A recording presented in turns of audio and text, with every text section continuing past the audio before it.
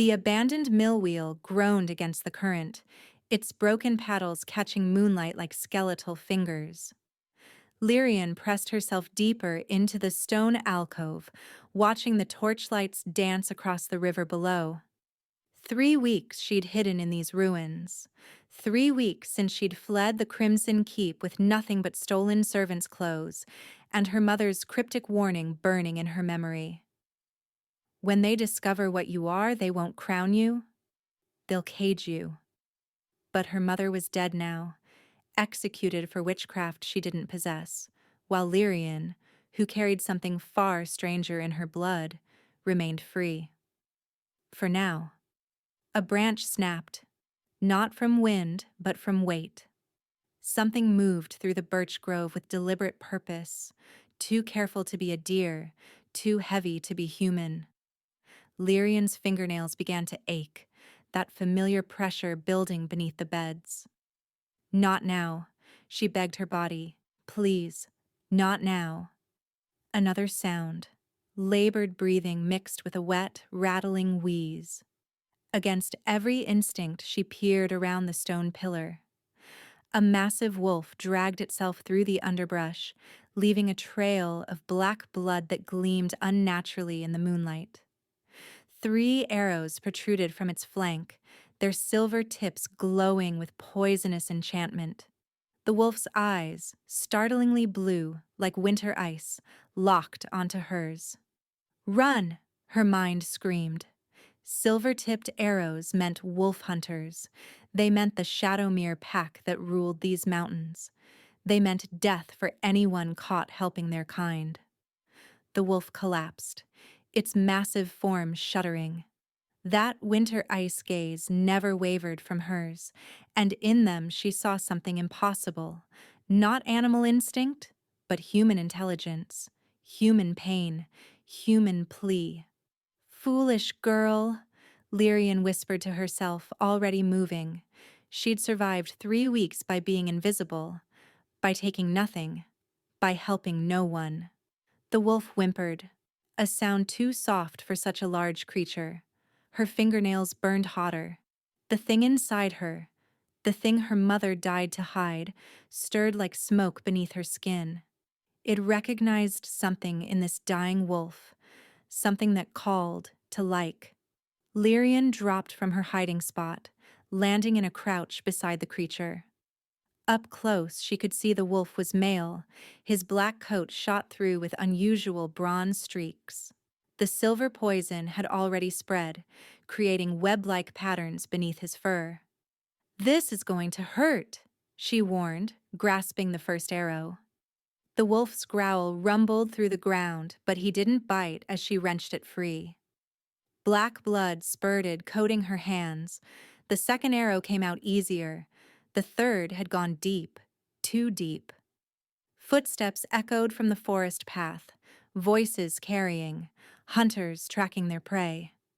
"We need to move," Lyrian said, though she knew the wolf couldn't understand. Or could he? Those eyes tracked her with too much awareness. She tried to lift him, but he was enormous, easily 200 pounds of muscle and bone. The strange tingling in her fingernails spread up her arms. No, no, no. If she shifted now, if anyone saw...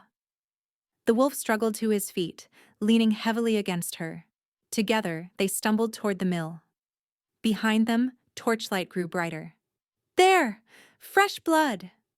Lyrian half-dragged, half-carried the wolf through a collapsed section of wall.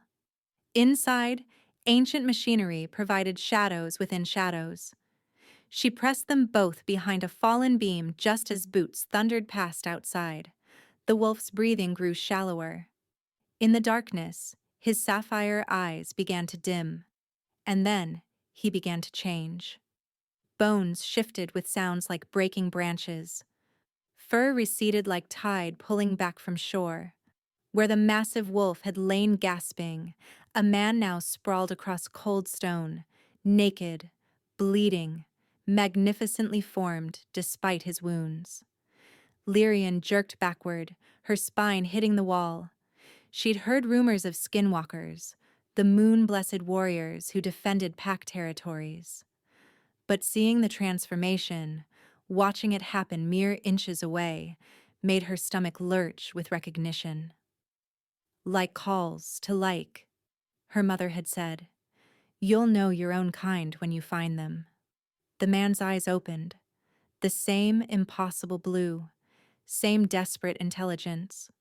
Blood, now red instead of black, seeped from 3 puncture wounds across his ribs.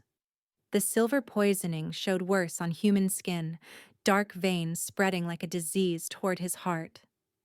Please, he rasped, his voice rough as granite. The arrows. Blessed silver. It's killing me from inside. I remove them, Lyrian said, forcing steadiness into her tone. The poison. I don't know how to... You do. His hand caught hers with surprising strength. I can smell it on you. Moonfire bloodline. You're... A coughing fit seized him, blood speckling his lips. I'm nobody, Lyrian said quickly. Just a runaway servant who made a stupid choice. His ice-blue gaze narrowed. Even dying, it held predatory sharpness. Servants don't smell like moonlight and ancient promises. Before she could respond, he convulsed. The poison had reached his chest, black veins crawling across his skin like living shadows. Kale! A voice roared from outside. Brother, where are you? The dying man, Kyle, tried to answer but only managed a wet gasp. His grip on Lyrian's hand tightened. Help me, he whispered, and the Shadowmere Pack will owe you a blood debt. The Shadowmere Pack, the most powerful shifter clan in the Northern Territories, the ones who served the Alpha King himself. I can't, Lyrian said.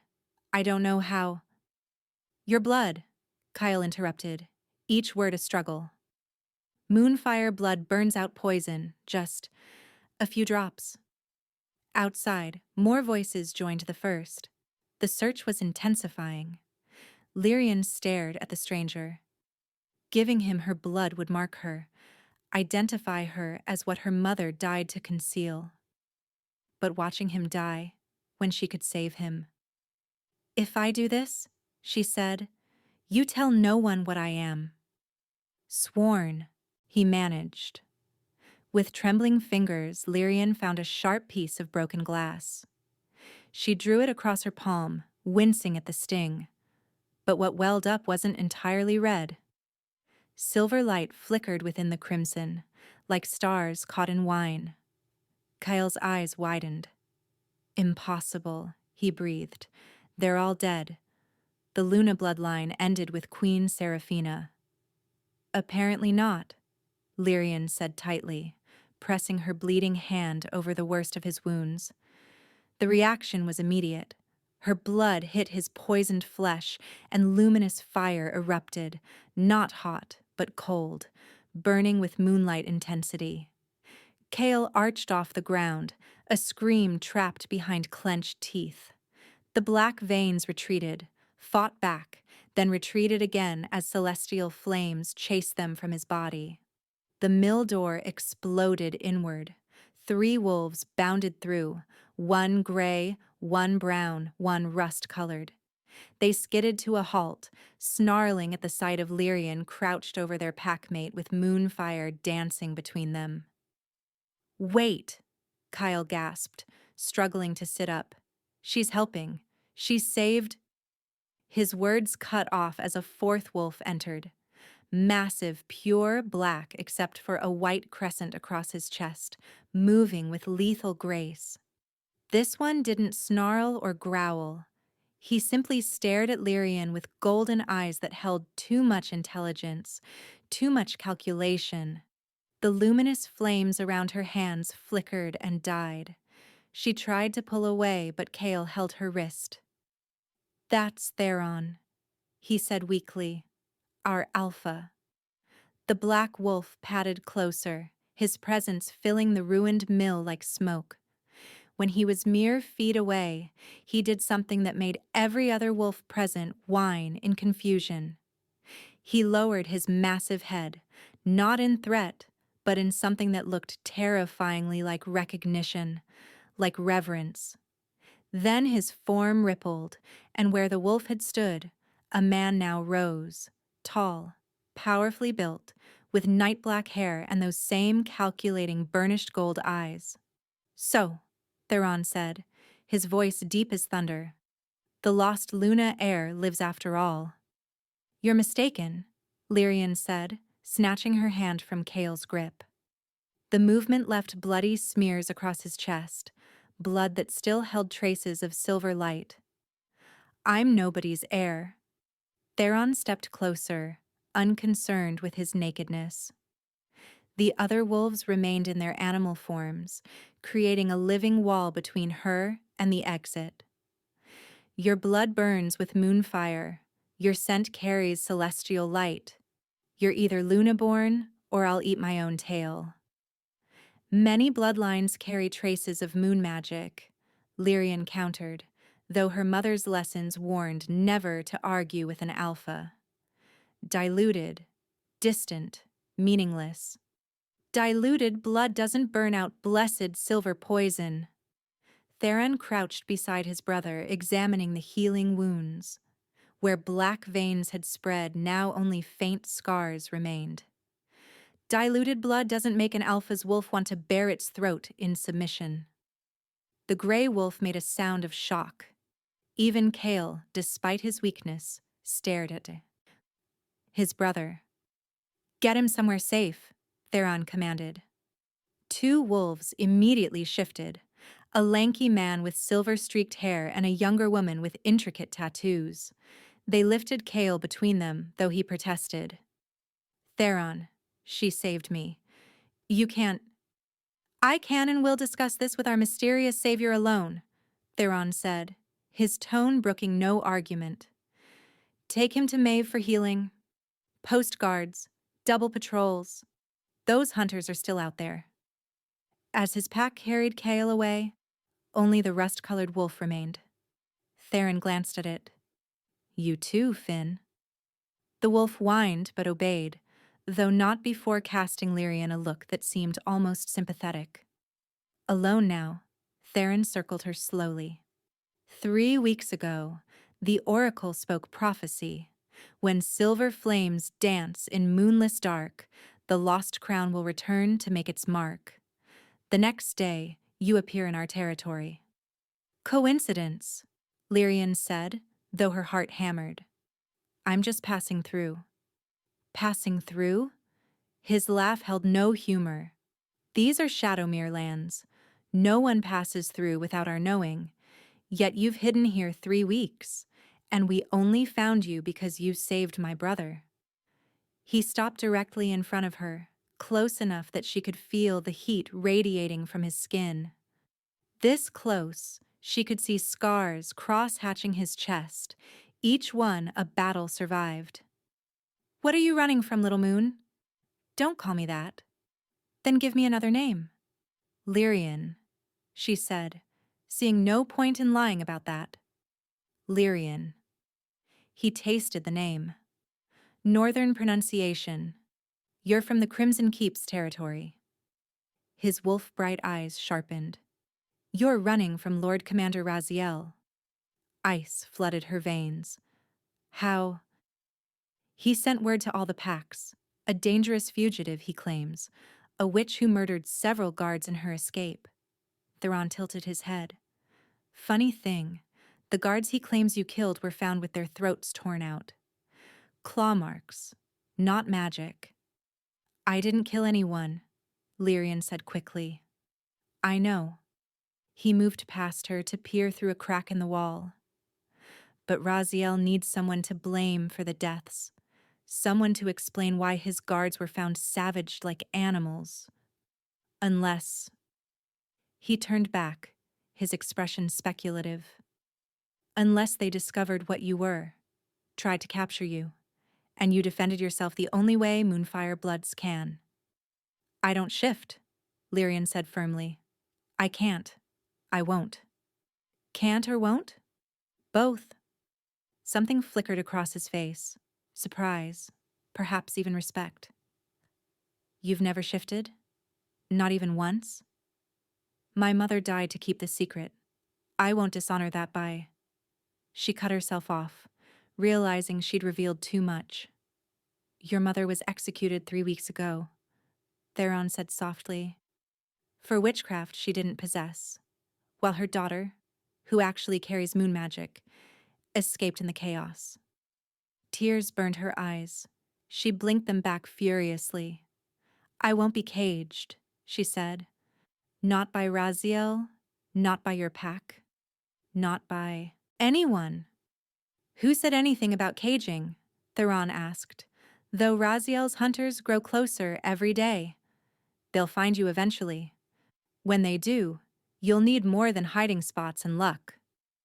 As if to emphasize his point, a howl echoed through the forest, not from his pack, but from something else, something that sounded wrong, twisted.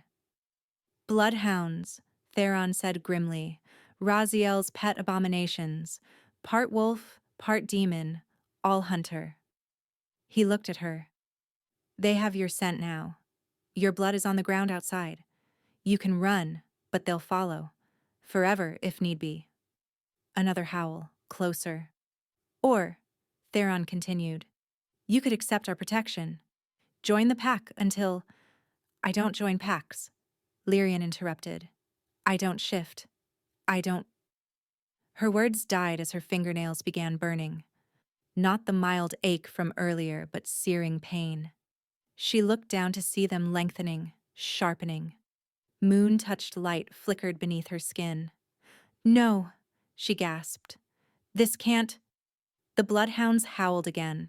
3 of them, triangulating. And deep inside, something that had slept her entire life suddenly opened its eyes. The thing inside her stretched like a cat, waking from centuries of sleep. Lyrian's bones ached with wrongness, her skin too tight, her teeth sharpening against her will.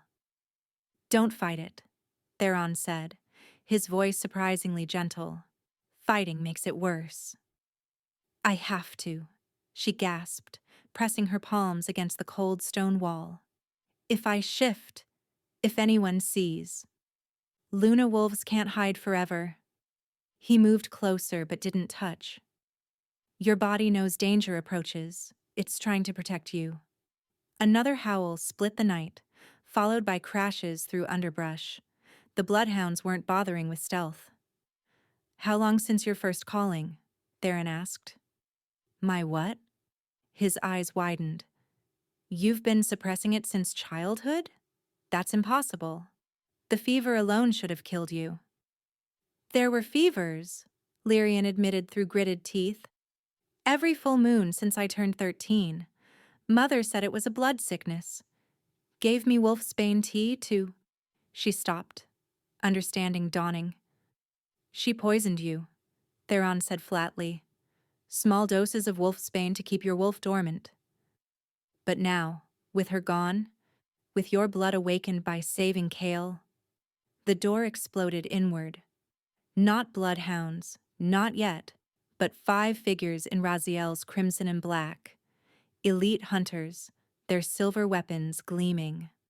Well, well, the lead hunter said, pulling back his hood to reveal scarred features. The little murderer and the Shadowmere Alpha. Lord Commander Raziel will be pleased. Captain Dre, Theron acknowledged, subtly positioning himself between Lyrian and the hunters. Still doing Raziel's dirty work? Still protecting fugitives, Alpha? Dre countered. His eyes fixed on Lyrian. You've led us quite a chase, girl. 3 weeks of searching, only to find you here, reeking of moon magic. She's under pack protection, Theron stated. She's a fugitive who killed 4 guards. In self-defense, Theron said. After they discovered what she was and tried to cage her like an animal. Dre smiled coldly. What she is? And what might that be? The burning in Lyrian's bones intensified. Her vision sharpened, colors bleeding into startling clarity. She could hear each hunter's heartbeat, smell their fear beneath their bravado. "Stand aside, Alpha," Dre commanded, "or we'll take you both." "Try," Theron said simply. Violence erupted. Theron shifted mid-leap, his massive black form crashing into two hunters. But more poured through the door, not 5, but a dozen, prepared for pack resistance. A hunter grabbed Lyrian's arm, silver shackles ready. The touch triggered something primal. Her bones cracked, reshaping. Her scream became a howl. "No!" She tried to stop it, but her body no longer obeyed. The transformation was agony, every bone breaking and reforming, skin tearing as fur erupted, muscles stretching into new configurations. She'd watched Kale shift smoothly. This was nothing like that. This was violent, desperate, 13 years of suppression released at once. When it ended, silence filled the mill. Lyrian stood on 4 legs, her fur not the common gray or brown of normal wolves, not even the solid black of an alpha. She was silver, pure metallic silver that seemed to hold its own light. But that wasn't what made everyone freeze. It was the flames. Moonfire danced along her fur without burning, rolled off her in waves of cold light. Her eyes, when she turned them on the hunters, were no longer human green, but moon white, pupilless, ancient. "Blessed Mother," one hunter whispered. "It's true. A Luna wolf lives." "Kill it!" Dre shouted, but his voice cracked with fear. "Kill it before—" Lyrian moved, not with the awkwardness of a first shift, but with lethal grace, as if her body had always known this form.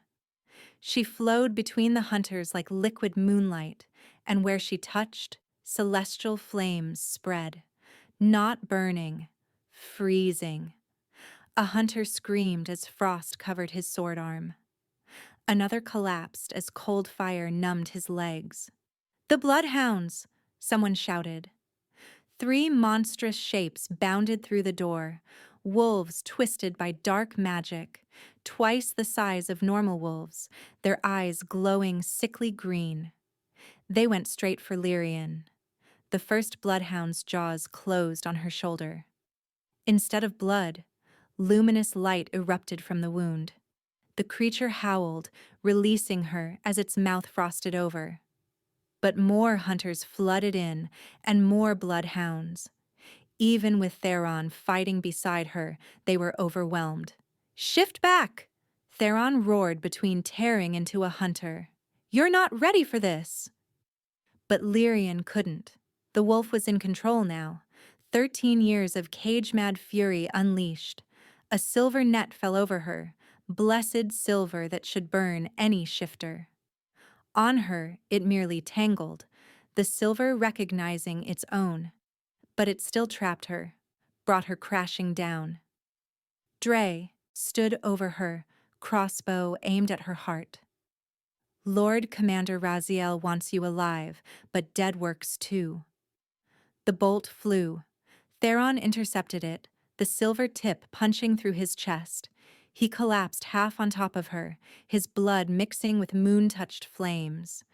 "No!" The word tore from Lyrian's throat. Human voice from wolf muzzle, and every wolf for miles heard it. Not just heard, felt it in their bones, a command that bypassed thought and went straight to instinct. The hunters froze as howls answered from every direction. The Shadowmere pack was coming, but more than that. Lone wolves, rogues, even enemy packs, all responding to a call they didn't understand, but couldn't refuse. "What did you do?" Dre demanded.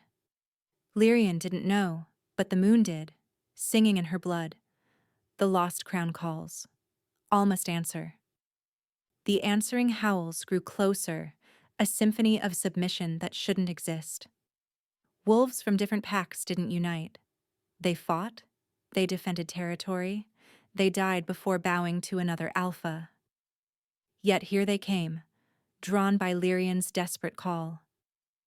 "Fall back," Dre commanded his hunters. "Defensive circle, silver weapons out." Theron groaned beneath Lyrian, the silver bolt protruding from his chest smoking against his skin.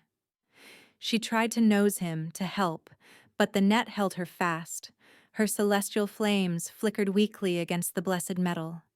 "Fascinating," a new voice said from the doorway. "The Luna air, tangled in silver that should kill her, yet it merely restrains." Lord Commander Raziel entered, his presence making the air feel heavier.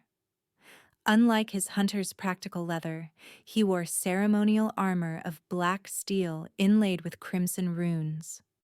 His hair, white despite his middle years, was pulled back to reveal a face that might have been handsome if not for the cruelty in his pale eyes. "My lord," Dre stammered, "you shouldn't be here. It's not secure." Silence.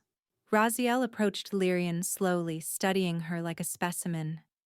"Do you know what you are, child?" Lyrian snarled, her wolf's voice layered with otherworldly harmonics. "You're not just Luna-born," Raziel continued. "You're the direct heir, the granddaughter of Queen Seraphina herself. Your mother, dear, clever Alara, thought she could hide you among humans, suppress your nature with wolfsbane and lies." He knelt beside her, just out of reach of her snapping jaws. "But blood always tells, and yours? Yours is worth kingdoms." The first of the arriving wolves burst through the windows, not Shadowmere pack, but rogues, their eyes glazed white as if in thrall. They didn't attack the hunters. They simply arranged themselves in a circle, waiting. "You see," Raziel said, standing, "Luna wolves don't just shift, they command. Every wolf who hears their call must obey. With you properly controlled, I wouldn't need armies. I'd have every pack in the realm." "She's not a weapon," Theron gasped, trying to rise despite his wound. "Everything's a weapon, Alpha. Some just need proper handling." Raziel drew a collar from his cloak, not silver but something darker, metal that seemed to absorb light. "Void iron, the only substance that can truly bind a Luna wolf." More wolves arrived. 20, 30, 40. The mill groaned under their combined weight. Among them, Lyrian spotted Kale, still weak, but shifted despite his injuries. His ice-bright eyes met hers, and she saw him mouth, "Trust us." "Collar her," Raziel ordered. As Dre approached with the void iron, something changed in the assembled wolves. The white glaze left their eyes, replaced by fury. They hadn't come to obey. They'd come to protect. The attack was coordinated chaos. Wolves launched at hunters from every angle. In the melee, Kale reached Lyrian, his jaws closing on the silver net and pulling. Where it touched him, his muzzle blistered, but he didn't let go. "Kill them all!" Raziel shouted. "Save only the Luna!" The void iron collar swung toward Lyrian's neck. At the last second, a gray wolf, Finn, intercepted it. The collar snapped around his throat instead. He dropped instantly, his form flickering between wolf and human as the void iron disrupted his very essence. "No!" Lyrian's anguish tore from her throat, and moonfire exploded outward. The net dissolved. She stood free, celestial light rolling off her in waves. But she wasn't the only one burning. Theron had shifted back to human form, one hand pressed to his bleeding chest, the other raised toward the moon visible through the broken roof. "By right of blood spilled," he said, his voice carrying despite its weakness, "I call the ancient right." Every wolf froze. Even Raziel's hunters stopped fighting. "You can't," Dre said. "The right hasn't been called in 100 years." "I call it now," Theron continued. "Trial by moon. If she is truly Lunaborn, let her prove it before all packs." Raziel laughed coldly. You think the old laws protect her? She must shift at Moon's Peak before the gathered packs. Show her true form to all, and if she is Luna— His smile was vicious. Then by those same ancient laws, she must take her place. Rule or die. Accepted, Theron said before Lyrian could protest. No. She shifted back to human form without meaning to, suddenly naked and vulnerable. Kyle threw his cloak over her. I don't want to rule anyone. 3 days, Raziel announced. Moon's Peak, Shadowmere Summit. Every pack will witness. He looked at Lyrian. Come willingly, or I'll burn the forest to find you. He swept out, his hunters and bloodhounds following. Only the void iron collar remained, still wrapped around Finn's unconscious form. Get it off him, Theron commanded. As wolves struggled with the collar, Lyrian knelt beside Theron. Why? She demanded. Why trap me like this? Because the alternative was watching you die tonight. He coughed, blood speckling his lips. The rite is sacred. Even Raziel can't break it. You have 3 days to prepare. Prepare for what? I can't. Control this thing inside me. Then learn, Theron said. Or at Moon's Peak, when you're forced to shift before every pack in the realm, you won't be their queen. His burnished eyes held hers. You'll be their slave. The Shadowmere den sprawled through a network of natural caves, warm with underground springs and lit by crystalline formations that caught and reflected moonlight. Lyrian had been given a chamber deep within, not a prison, but she felt caged nonetheless. 2 days until Moon's Peak. 2 days to master what she'd suppressed for 13 years. Again, Maeve commanded. The pack's healer was ancient even by shifter standards, her hair white as fresh snow, her yellow eyes sharp as broken glass. Shift. I can't just shift on command, Lyrian protested. It only happens when you're in danger? When you're angry? Maeve circled her slowly. Child, if you can't shift at will, Raziel will use it against you. The gathering will see weakness, not power. Through the cave opening, Lyrian could hear the pack preparing. Wolves from across the territories were already arriving for the rite, something that hadn't happened in living memory. Close your eyes, Maeve instructed. Feel for the wolf. She's not separate from you. She is you. Lyrian tried, reaching for that silver presence inside. It stirred but didn't surface, like trying to grab smoke. You're afraid of her, Maeve observed. I'm afraid of what she means, Lyrian corrected. My mother died to keep me from this. If I become what Raziel wants— Your mother was human, Maeve interrupted. She feared what she didn't understand. But your father— My father was nobody. Some traveling merchant who— Your father was Fenris Moonstrider, last Alpha King before the pack scattered. Maeve's words landed like stones. Your mother wasn't hiding you from what you might become. She was hiding you from those who killed him. Before Lyrian could respond, Kale entered, fully healed but moving carefully. Theron requests your presence. The western packs have arrived. The main cavern was packed with wolves and humans, the energy crackling with tension. Theron stood at the center, still recovering but projecting strength. His eyes found Lyrian immediately. The challenged has arrived, he announced. Conversations died. Let all witness. A woman stepped forward, tall, severe, her red hair braided with bones. I am Morgra of the Blood Moon Pack. I speak for the Western Territories. Her green eyes fixed on Lyrian with disgust. This pup claims Luna blood? She is Lunaborn, Theron confirmed. Prove it, Morgra demanded. Shift. Now. Show us these legendary silver flames. The rite is tomorrow. Theron began. "The right determines if we accept her." Morgra cut him off. "But first, we need proof she's worth accepting."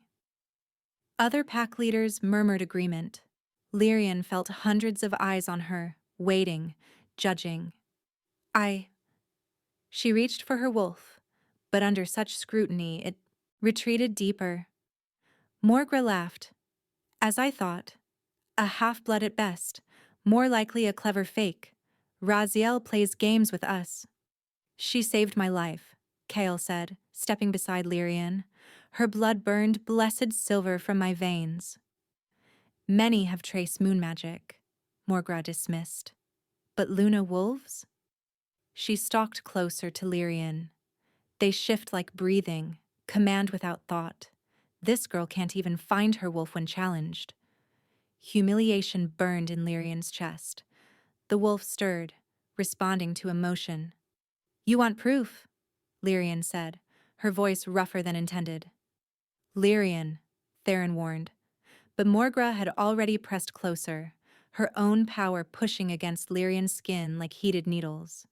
"Yes, pup, show us. Or admit your fraud." The wolf rose so fast Lyrian couldn't stop it. Not the agonizing transformation of before. This was explosive. One moment human, the next moonfire erupted from her skin. Her form didn't shift. It shattered and reformed. The silver wolf stood where Lyrian had been, luminous flames dancing along her fur, eyes white as winter moon. But this time, she was larger than before, matching even Theron's impressive size. Morgra stumbled back. Every wolf in the cavern, shifted or human, dropped to their bellies. Not chose to, were forced to. The Luna wolf's presence pressed them down like invisible weight. "Kneel," a voice echoed, not spoken but felt in every shifter's bones. Morgra fought it, her body trembling with effort. "You can't command an alpha." The silver wolf stepped forward, and Morgra's knees buckled. But something was wrong. Lyrian felt herself fragmenting, the wolf's consciousness overwhelming her human mind. She was losing herself in the power, becoming more wolf than woman. "Mine," the wolf declared, celestial light spreading across the stone floor. "All mine." "Lyrian," Theron's voice, strained but urgent. He alone remained standing, though she could see the effort it cost him. "Come back. This isn't you." The wolf turned to him, considering. This male had protected them, bled for them, but he also defied them. "Submit," the wolf commanded. "No," Theron said simply. "I submit to Lyrian, not to the power consuming her." The words penetrated the silver haze. Lyrian fought for control, trying to pull back. But the wolf had been caged too long. It wanted freedom, dominance, revenge for years of suppression. Then Kale did something unexpected. He shifted to human form and began to sing, a low, haunting melody in the old tongue.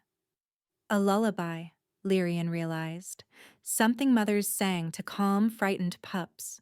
The wolf's fury softened, confused.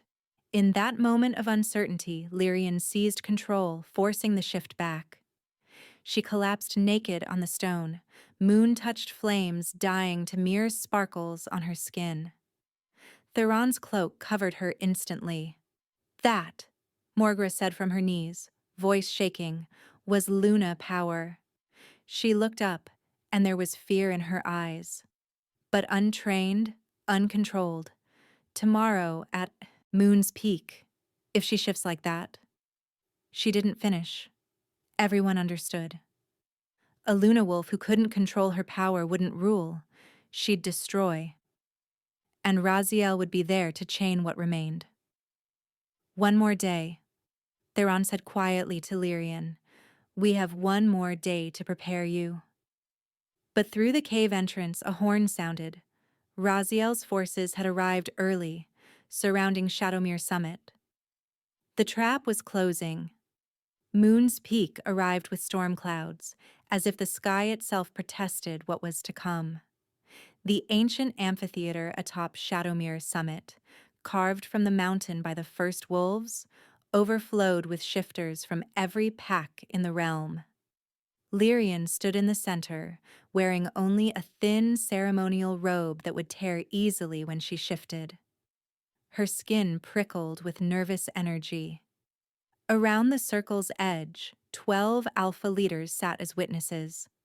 Among them, Morgra watched with calculating eyes, while others she didn't recognize murmured behind raised hands. Theron stood with his pack at the circle's eastern point, the place of honor for the host pack.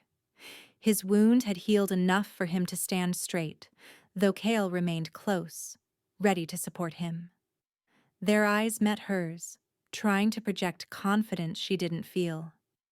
Raziel occupied the western point with a contingent of 50 hunters, all armed with blessed silver and void iron chains. He wore robes of office, the human lord commander here to observe the shifter ritual. But everyone knew his true purpose. "The moon rises," announced Elder Hakon, the oldest alpha present, his gray form scarred from countless battles. "Let the challenged come forward." Lyrian stepped into the exact center, where ancient symbols were carved into stone. The moment her bare feet touched them, she felt it. Power, old as the mountain, humming through the rock. "You stand accused of claiming Luna blood," Hakon intoned. "The packs demand proof. Shift and show your true nature. Command us if you can. Fail and face judgment." "And if she succeeds?" Theron asked loudly. Hakon's ancient eyes glinted.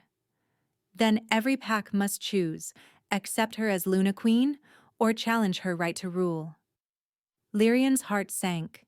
Even if she controlled the shift, she'd face challenger after challenger. "Begin," Hakon commanded. Lyrian closed her eyes, reaching for her wolf. But hundreds of eyes watching, dozens of alphas pressing their power against hers, made it impossible to focus. The wolf retreated, skittish as wounded prey. Minutes passed. Murmurs rose from the crowd. "She can't do it," someone whispered. "Fraud," another agreed. Raziel smiled coldly.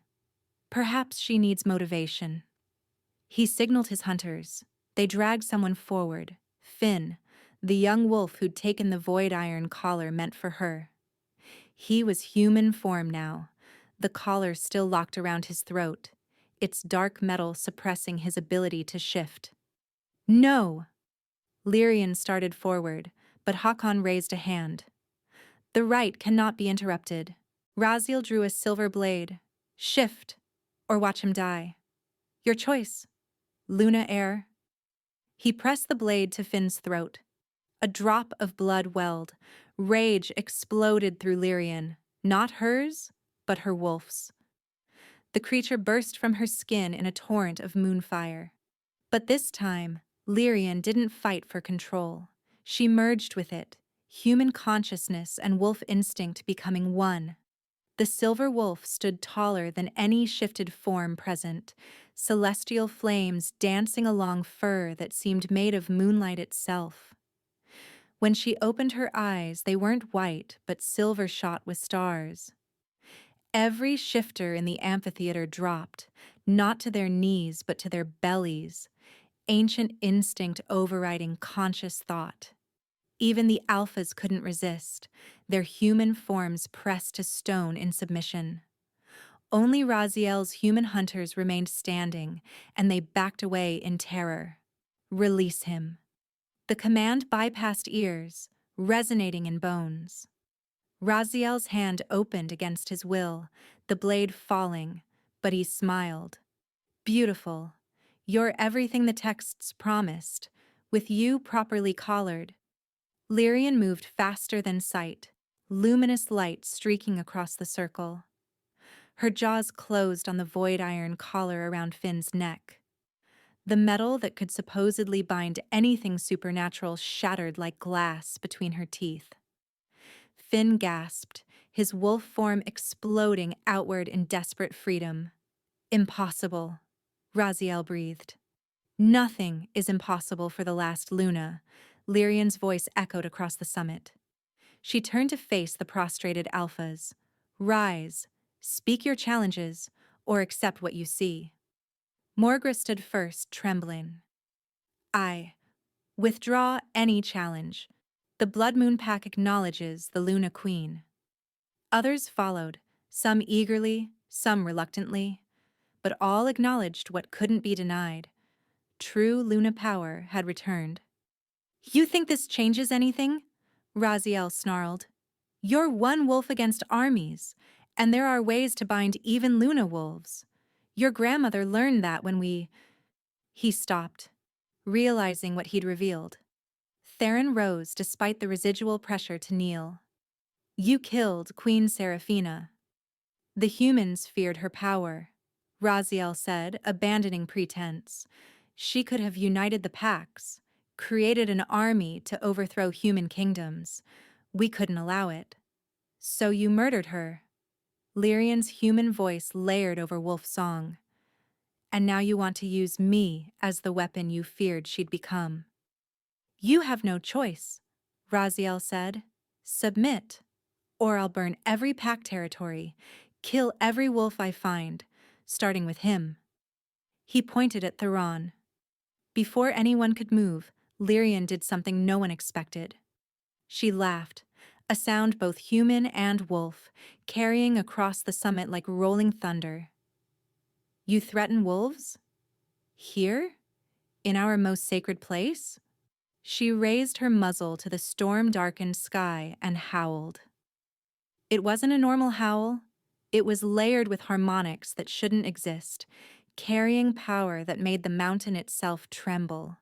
Every wolf, present, shifted or not, joined involuntarily, their voices creating a symphony that shook stones loose from the amphitheater's edges, but more answered from beyond the summit, from the forests, the valleys, the distant mountains. Every wolf for hundreds of miles heard the Luna's call and responded. What are you doing? Raziel demanded. Choosing, Lyrian replied. You say I must rule or die, but there's a third option. She shifted back to human form but remained standing, naked and unashamed, moon-touched light still flickering along her skin. I challenge the old laws. Any who wish to follow me may, any who wish to remain independent may, but no one, human or wolf, will cage us again. The packs need a Luna Queen, Elder Hakan protested. It's tradition. Tradition got my grandmother killed, Lyrian countered. I'll be something new, not a queen to command, but a protector when needed. A voice for all wolves, not a chain around their necks. She looked directly at Raziel. And if you come for any pack, you face them all. United not by force, but by choice. The silence stretched taut. Then Theron stepped forward, still wounded but standing tall.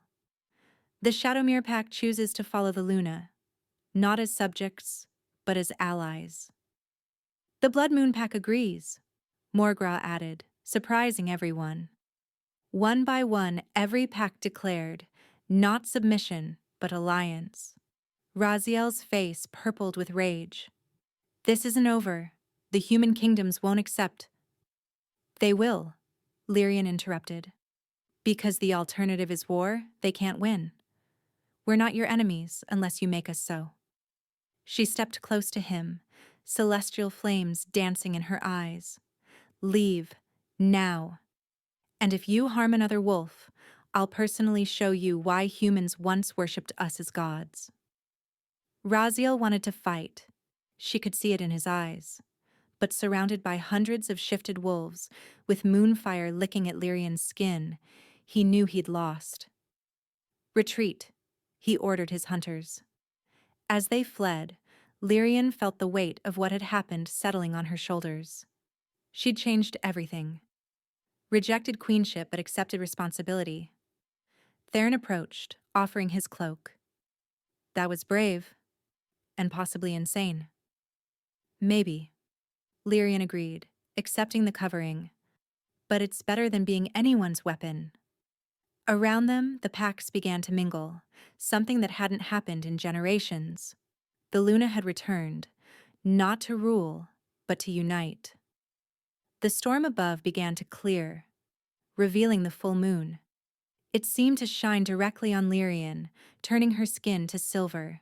"So," Kyle said, approaching with a grin, "what do we call you, if not queen?" Lyrian considered, then smiled. Just Lyrian, the girl who chose differently. But in her bones, the wolf sang a different name: Liberator. 3 months had passed since the summit. The first snows of winter dusted the valley where Lyrian had made her new home. Not in Shadowmere's caves, but in a lodge built where 3 pack territories met. Neutral ground, Kay called it. A place where any wolf could come seeking the Luna's aid. She stood on the porch, watching the sunrise paint the mountains gold. Her morning ritual was interrupted by footsteps. Not the soft pad of wolf paws, but human boots, deliberate and measured. "You're up early," Theron said, offering her a steaming mug of pine tea. "Old habits," Lyrian replied, accepting the warmth gratefully. "I still expect Raziel's hunters to appear." "They won't. The border treaty holds." He moved to stand beside her, close enough that their shoulders touched. "Though I bring news from the human kingdoms." Lyrian tensed. "What kind of news?" "Lord Commander Raziel has been stripped of his position. The human kings decided having someone who'd provoke unified packs wasn't in their best interest." "He's gone?" "Exiled to the eastern wastes." Theron's smile held satisfaction. "Seems threatening to burn forests made him unpopular with human merchants who need those trade routes." Relief flooded through her. These 3 months had been peaceful, but she'd waited for the other shoe to drop. "There's more," Theron continued. "The new Lord Commander sent a proposal.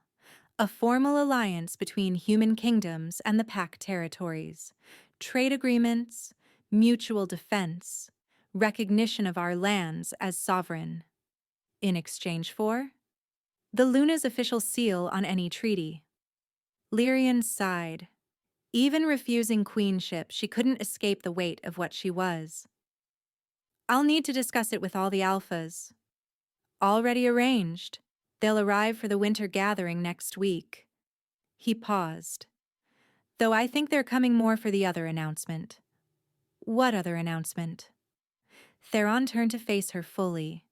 In the morning light, his golden eyes held warmth she'd only recently allowed herself to acknowledge. "That the Luna has chosen a mate." Heat bloomed across Lyrian's cheeks. "That's presumptuous.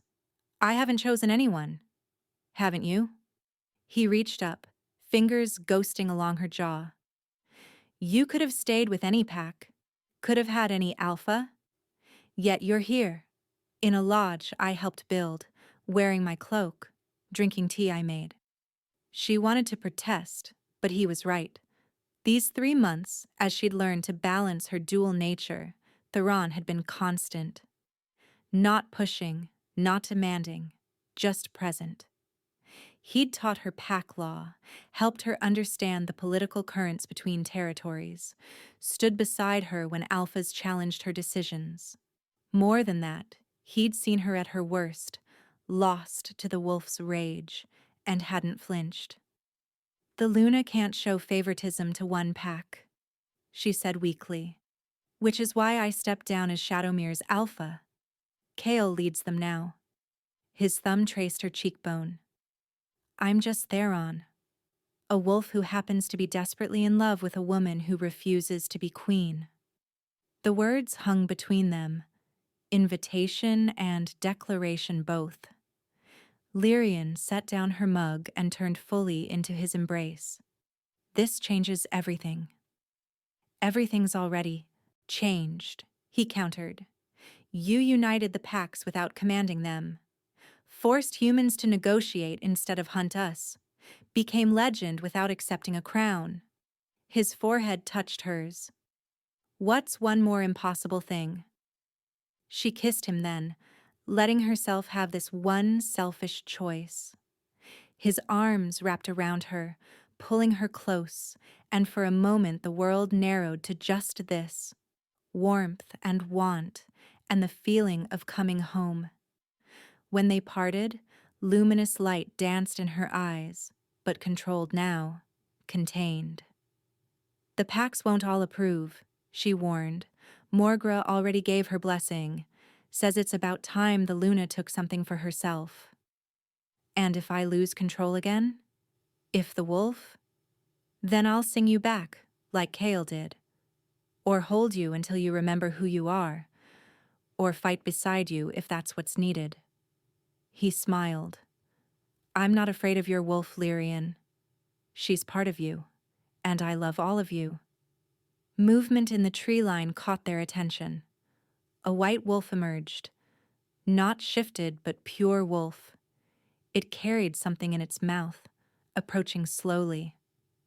That's Ghost, Lyrian said, recognizing the wolf she'd healed last month. What's he? Ghost dropped his burden at her feet. A crown of woven silver branches, delicate as frost, set with a single moonstone. More wolves emerged from the forest. Dozens, then hundreds, each carrying small offerings, flowers preserved in ice, carved totems, precious stones. They arranged them in a circle around the lodge before sitting, waiting. What is this? Lyrian whispered. Elder Hakon appeared in human form, smiling. The old queens were crowned by humans, with gold and ceremony, but you're crowned by choice. Each wolf here came freely, brought gifts freely, acknowledges you freely. I said I wouldn't be queen. And you're not, Hakon agreed. You're something new. The first Luna chosen not by blood or force, but by the will of the packs. So we crown you our way, with gifts, not commands. Tears blurred Lyrian's vision.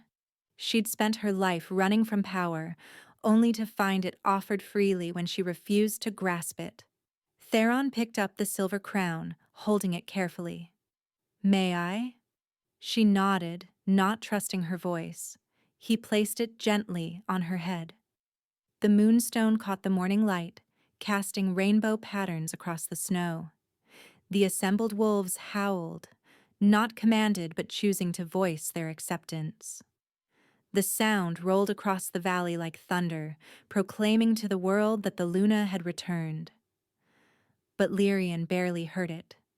She was looking at Theron, at the future spreading before them, at the family she'd never expected to find.